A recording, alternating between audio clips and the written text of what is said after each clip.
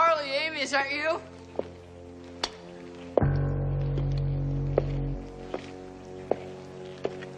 If that's you, it's not working. I'm not scared.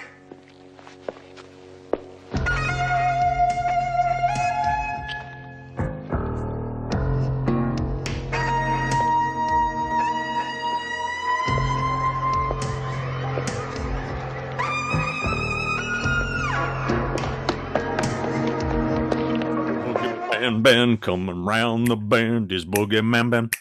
Is Boogie Man Band. Greetings, fellow Fright Fiends. Thanks so much for stopping by the Horror Zone channel. I hope everyone's doing well. Today's video is a comic book review, and this is going to be talking about a one-shot from the Fright Night line. Now, just recently I did a review of Tom Holland's Fright Night number 5, just several weeks back. Typically with this comic book line, as I've said in all those videos, because I did reviews on all 5 issues, that there was like a little bit of a gap between each issue release. This year, I've actually had 3 issues from this series to talk about, which is pretty rare. Like I said, this one is a one-shot. It is not part 6 of the series. It is a one-shot called Tom Holland's Fright Night Evil Ed Rising. Now, I knew about this because at the end of issue number 5, there was a little tease about this being the next issue.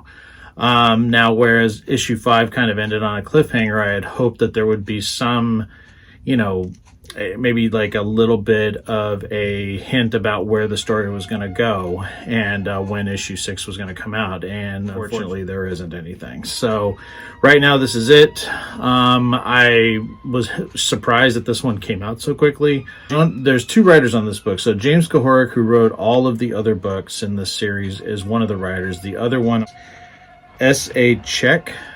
It's a strange name, but S.A. Czech is the name of the other writer. So there's 2 writers, and then the artist is Gerardo Gambone, does the art for this. So unfortunately, Neil Vokes does not do the art for this. And again, as I've said in previous reviews of this series, Neil Vokes, for me, speaks Fright Night. He defines those characters so beautifully from the 1985 film, and I've loved his artwork since the original Fright Night comic book series from the 80s. And so anytime I see him do work on this particular series with those characters, I am taken back to that time as a kid reading those books. I don't dislike the artwork in this as much as I disliked Jason Craig's art, who was the primary artist for the first 3 issues of this series. Neil Vokes kind of did a few pages, and then Jason Craig did the majority of it, whereas Neil Vokes finished the series off with issues 4 and 5, which are my favorite issues of the series. And Gambone's artwork is very manga, and that's not a style of comic book art that I'm a big fan of. That's what it kind of reminded me of. It's not 100% like that, but it's so different from what Jason Craig did, and especially what Neil Vokes. And part of me just had a hard time getting used to it, but the story was engaging. It did end kind of weird. I thought it kind of was anticlimactic the way it ended. I don't know if there's another issue that's going to happen, because it does have some elements that were present when Evil Ed presented himself in that main series. So I don't know if that's just, you know, how they're going with that, but I did like the complexities of the character and how he's kind of figuring things out, how he's tormented by things, you know, how he would now be, you know, considered an adversary for Charlie, who was once his friend, and Amy, and Peter Vincent, who he still thinks is a fake. You know, I love that there's elements of that still come up, so that was really good. Again, for me, it was almost like I don't know why we needed this story, because there is a little bit of that background as to what happened in issue number 3 of the Fright Night series, where Evil Ed first shows back up, and you see what happened after, you know, of course, Peter Vincent pulled the stake out and he came back to life during the events of the first Fright Night film. It was still great seeing this character. Evil Ed is a very important character. I have this Evil Ed figure here from Buttercruds.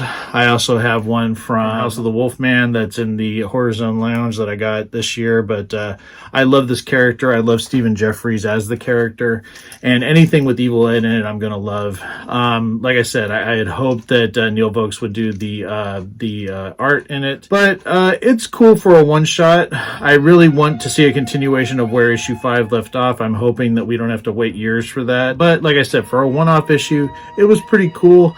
I enjoyed it. It's not my favorite of the series, but the fact that it did focus on my favorite character from the franchise, from the Fright Night franchise, that made me really happy, because like I said, for me, Evil Edge, Stephen Jeffries. It was a staple of my youth.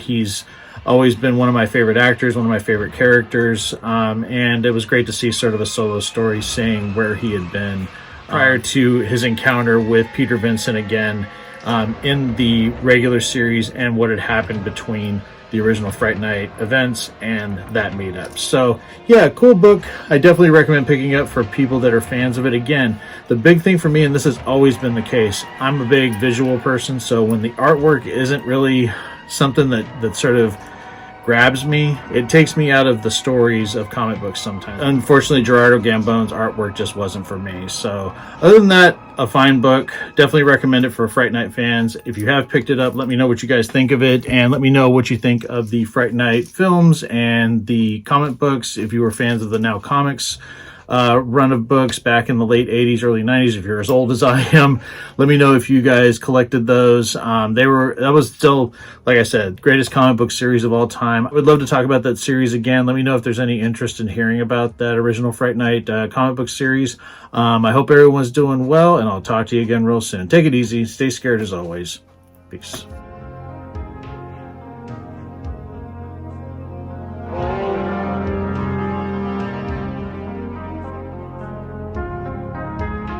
Hey, my fellow Fright fiends, I just want to thank everyone for supporting Boogeyman Ben's Horror Zone. If you haven't yet subscribed and you'd like to, please hit the subscribe button down below. Click the bell notification so you're updated every time I drop a new video. I try to drop a video at least once or twice a week.